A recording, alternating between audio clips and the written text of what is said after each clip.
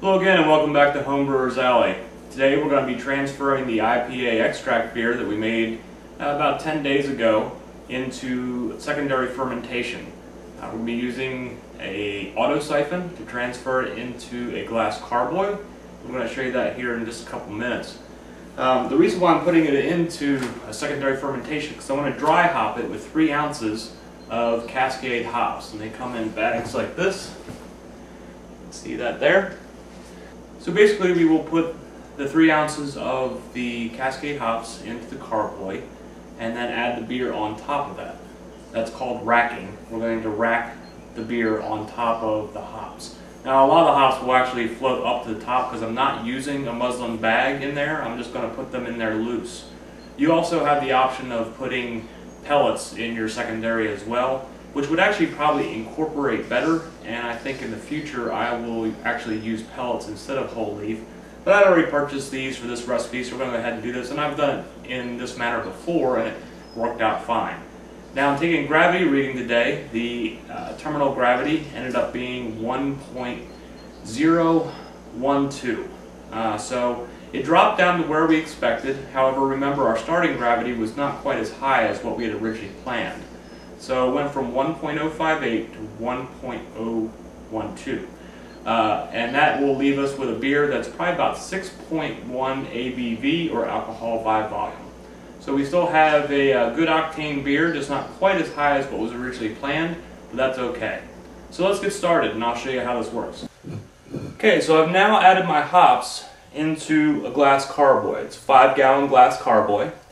I don't know how well this comes up on the camera, but this is 3 ounces of the whole leaf hops that are just sitting there in the bottom.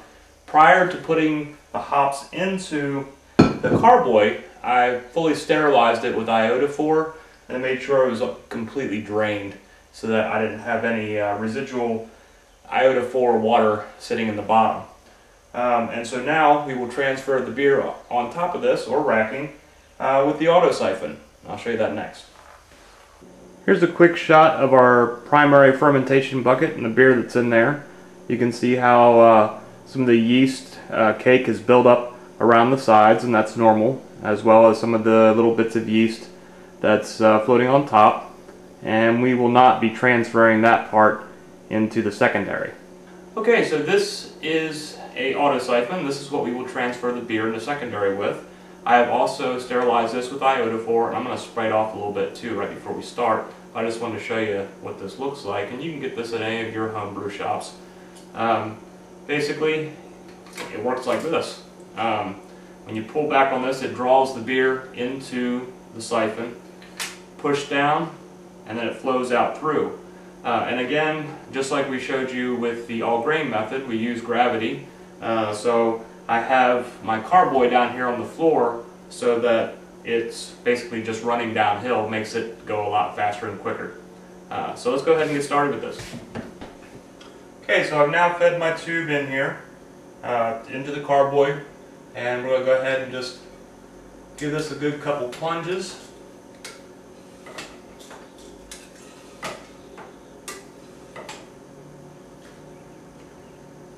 And we're transferring the beer. And that's about all there is to it.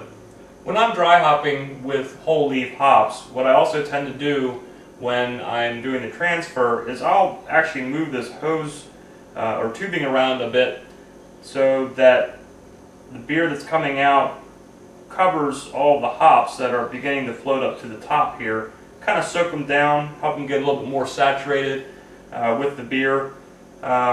Some of them will actually sink to the bottom. The majority of it, when you're doing it with the whole leaf hops without a muslin bag with something weighted to hold it down, they will tend to mostly float on the top.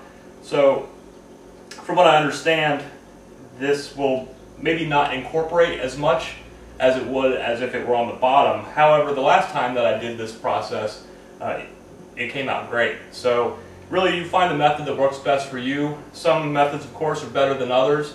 This is just the method that I'm tending to use today. One more piece of equipment that you will need is a stopper to put in the top. I have sanitized this again with the iodophor solution. Just check with your local homebrew shop, because there are different sizes of stoppers and different sizes of carboys, so you want to make sure that you get a stopper that matches your carboy. Okay, so we've now added the stopper in, make sure we got a tight seal, and then we've also added an air lock on top of that, because you still might have some gases that are escaping. You still could have a little bit more of a drop in your gravity, so this lets the gases escape.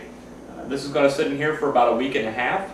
I usually run it somewhere between 9 and 11 days. The whole purpose for dry hopping is so that from the additional hops that you're putting in here, you're going to get a lot more hop aroma that will add to the final hop charge that we did during the brew session. And you will also probably get some more flavor out of it as well. You may also notice that this is a little bit darker than maybe the traditional IPA, and that's because I decided to try something new this time and used a couple of those darker grains when I showed you how to steep the grains in the initial brew day. So in the next segment of this episode, we're going to show you how to transfer all of your finished beer product into a bottle and how to bottle it, add the priming sugar so that it carbonates. And then we will probably do actually one more short where we'll do a tasting and see how this whole batch turned out. But that's it for this particular segment, and we'll catch you again next time on Homebrewers Alley. Cheers.